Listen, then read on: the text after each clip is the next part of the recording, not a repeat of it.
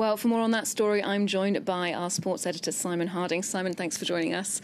Now, can you just walk us through this decision? FIFA went for the United bid, not Morocco. How do you see that? A very logical decision in the end. The United States, Canada and Mexico, the United bid, as they're called, had all the infrastructure. They had the backing of plenty of stars, including David Beckham and, of course, Donald Trump, who is, as ever, present.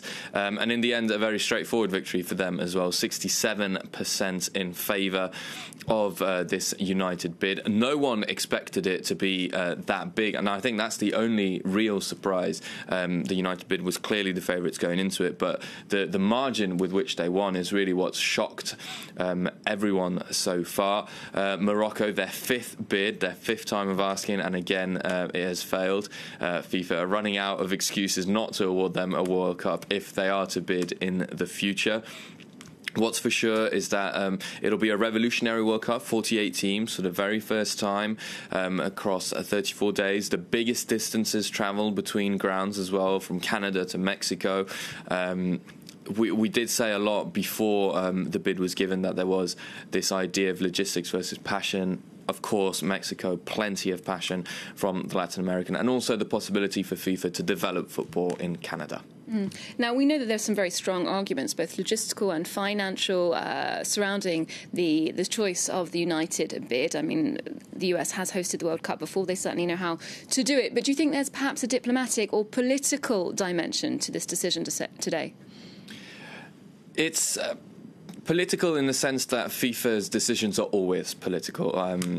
It is a football organisation, but football being such a huge business in the world, it has become a huge pulling force in diplomacy in terms of who gets what in terms of revenue in football, television rights, of course, which is so much money. So the politics aspect does come into that.